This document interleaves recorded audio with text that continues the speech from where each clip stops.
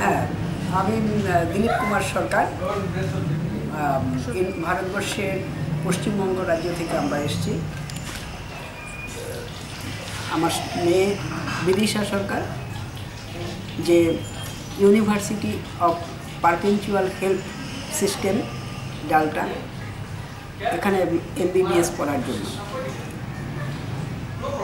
আমরা গত 14 জানুয়ারি দমদম বিমানবন্দর থেকে ফিলিপিন্সে পৌঁছাই। আসার পর থেকে এখানে ইউনিভার্সিটির কর্তৃপক্ষ আমাদের যেভাবে আপ্যায়ন করেছে আমরা সবাই তাতে অভিভূত, এবং এখানকার পরিবেশ এবং ব্যবস্থাপনা আমাদেরকে মুগ্ধ করেছে। এখানে আসার পর দেখি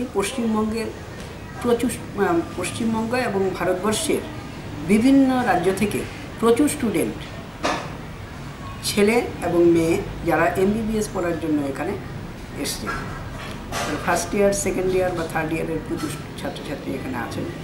এটা দেখে আমরা আরও অনেকটা বেশি নিশ্চিন্ত হতে পেরেছি যে আমরা যেখানে এসেছি সেখানে ভারতবর্ষের বিভিন্ন রাজ্য থেকে অনেক ছেলে মেয়ে এখানে পড়াশোনা করতে এসছে। এবং আমরা যে চিন্তায় ছিলাম ভারতবর্ষ থেকে এখানে আসার আগে, যে এখানে কেমন হবে, পরিবেশ কী হবে, খাওয়া দাওয়া কী হবে, বা ম্যানেজমেন্টই বা কেমন হবে, এখানে আসার পর আমরা দেখি এখানে আমাদের পশ্চিমবঙ্গ বা ভারতবর্ষ থেকে একেবারে আলাদা ব্যবস্থাপনা নেই, একই রকম ব্যবস্থাপনা। এমনকি এখানের যারা তাদেরকে দেখাশোনা করছেন তাদের মধ্যে বিশেষ করে প্রভাকর সাহেব,